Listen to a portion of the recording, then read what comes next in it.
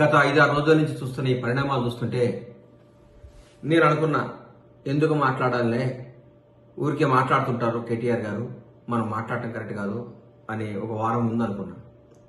కానీ ఈ వారం రోజుల నుంచి కేటీఆర్ గారు మైకి పట్టుకుంటే చాలు, ఆయన మాట్లాడే మాటలు, ఆయన వ్యవహరించే శైలి గురించి నాకు భయం అవుతుంది, బాధ అనిపిస్తుంది ఆయన చూస్తే. ఎట్లా త్వరలో ఒక 2 ఏళ్లలో ప్రభుత్వాన్ని పడగొడతా అంటాడు, త్వరలో ముఖ్యమంత్రి అవుతా కేసీఆర్ గారు అంటాడు. కరెక్టే, చేయండి. రేపు జరగబోయే ఆంధ్రప్రదేశ్లో ఎలక్షన్ జరుగుతున్నాయి, అక్కడ ముఖ్యమంత్రిని చేయండి. లేకపోతే మహారాష్ట్రలో ఎలక్షన్ జరగబోతున్నాయి, అక్కడ ముఖ్యమంత్రిని చేయండి.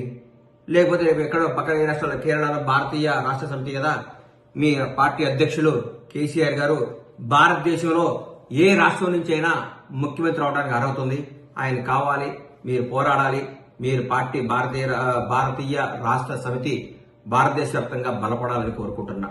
అట్లాగే 4 ఎమ్మెల్యేలు వచ్చి ముఖ్యమంత్రి గారిని కలిస్తే ఉలిక్కిపడి నిద్రపోకుండా ఆగమాగం అయిపోయి అసలు ఏదో కొంపలు విరిగిపోయినట్టు, ఎందుకు సార్ అంతా వాళ్ళని మానసికంగా హింసించి ప్రెస్ మీట్లు పెట్టించి మీరు స్క్రిప్ట్ రాసిచ్చి దాన్ని చదవండి అని చెప్పించారు.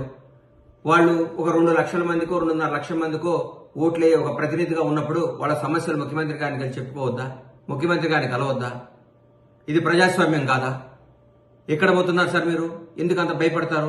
అంత బంధించి బర్రెలు కట్టేసినట్టు కట్టేపించుకొని మీ చెప్పు చేతుల్లోనే మీ చెప్పు చేతుల్లోనే రాష్ట్ర ప్రజలు ఉండాలని జనాన్ని అందరినీ ఊరికే అది చేస్తాం, ఇది ఇయ్యకుంటే ఇది చేస్తాం, తిరగబడతాం, ఎగబడతాం, కోస్తాం, నరికేస్తాం, ఏందేందో మాట్లాడతారు. ఎందుకు సార్ కేటీఆర్ గారు మీరు దయచేసి మాట్లాడకండి సార్ అట్లా.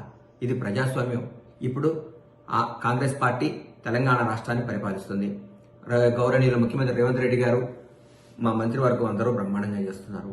జరుగుతున్న పనులు 45-46 రోజుల్లోనే ఇది కుంపలారిపోయినట్టు రోజు ప్రెస్ మీట్, గూగుల్ పే చేయటం, ప్రెస్ మీట్ పెట్టడం, గూగుల్ పే చేయటం, ప్రెస్ మీట్ పెట్టడం. ఇది కాదు సార్.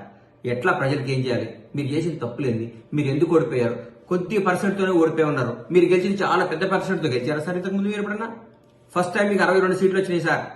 62 సీట్లతో మీరందరినీ అభివృద్ధి పేరుతో, ఇప్పుడు నేను మిమ్మల్ని ఏమన్నా అభివృద్ధి పేరుతో, రాష్ట్రాన్ని అభివృద్ధి పేరుతో మా కాంగ్రెస్ ఎమ్మెల్యేలందరినీ, అప్పటి తెలుగుదేశం ఎమ్మెల్యేలందరినీ కూడా మీ చెంతనే చేర్చుకున్నారు.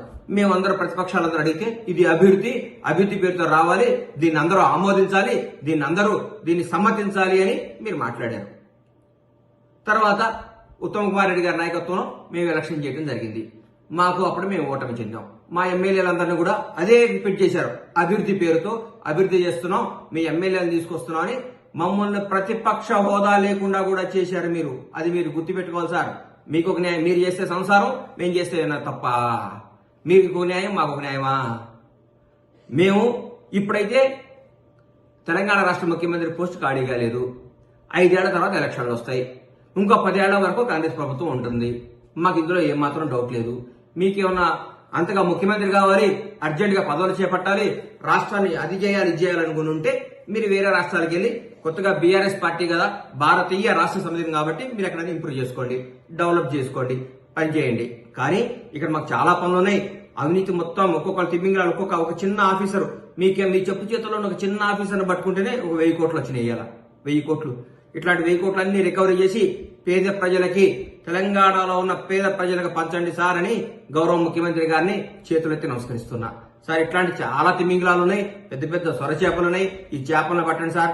పెద్ద పదవుల్లో ఉన్నారు. ఈ హైదరాబాద్ చుట్టుపక్కలే చాలా పెద్ద పదవులు చేసిన అందరూ పట్టుకుంటే దాదాపు మీకు 10,000 కోట్లు వస్తే చాలా రైతు బంధు, ఇంకో బంధు వెళ్ళిపోద్ది మనకి ఒక కార్యక్రమం. ఇట్లా ఈ అవినీతి చేస్తేనే, ఈ అవినీతిని నిర్మూలిస్తేనే మనం బ్రహ్మాండంగా 6 గ్యారెంటీ చేయగలుగుతామని మాకు నమ్మకం ఉంది.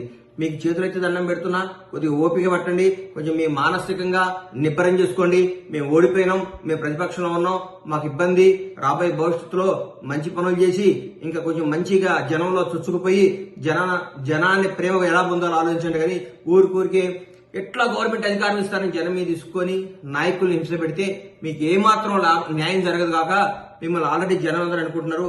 సరే ఆయన ఎక్కడైనా చూపించండి సార్, కొంచెం కేరళ కన్నా ఎక్కడికైనా పోయి ట్రీట్మెంట్ చేయండి సార్, కేటీఆర్ గారు ఆగమాగం అయిపోతున్నాడు అంటున్నారు. దయచేసి మీరు మాకు పెద్ద రాష్ట్ర చాలా పెద్ద ఉన్నతమైన స్థాయిలో ఉండి వచ్చిన కేసీఆర్ గారి అబ్బాయిగా మిమ్మల్ని గౌరవిస్తున్నాం. రాష్ట్ర నాయకులు కేసీఆర్ గారి అబ్బాయిగా మీకు గౌరవిస్తున్నాం, అభిమానిస్తున్నాం. అందుకంటే మిమ్మల్ని మేము ఏ విధంగా మేము చూడం. మీరు ఎప్పటికీ మా కేసీఆర్ గారి అబ్బాయే. మీరు నాన్నగారి పేరు చెడగొట్టకండి, మీ నాన్నగారి పేరు నాగం చేయకండి. ఆయన తెలంగాణ రావడంలో కూడా కీలక పోషించారని మేము నమ్ముతున్నాం. కాబట్టి మీరు దయచేసి కేసీఆర్ గారి పేరు చెడగొట్టొద్దని, టీఆర్ఎస్ పార్టీని బీఆర్ఎస్ పార్టీని అప్రతిష్ట పాలు చేయకుండా ప్రజా సమస్యలపై పోరాడండి, టైం ఇవ్వండి, అన్నీ జరుగుతాయి. అన్యాయంగా ఊరికే మా ముఖ్యమంత్రి గారిని పట్టుకొని ఎట్లా బట్టి అట్లా మాట్లాడటం, మా మంత్రివర్గాన్ని మాట్లాడటం చేయకండి. అది మీకు మంచిది కాదు. మీకు రాబోయే రోజుల్లో చాలా చాలా మమ్మల్ని చూసి అసూయపడి మీరు గిల్లుకునే రోజులు చాలా ఉన్నాయి. మా కార్యక్రమాలు అట్లున్నాయి, అన్నీ మంచి జరుగుతాయి. మీరు ఆగం కావద్దని మనస్ఫూర్తిగా కోరుకుంటూ మీ ఆరోగ్యం జాగ్రత్తగా ఉండాలని ఆ భగవంతుడిని ప్రార్థిస్తూ మీ బట్ల గణేష్.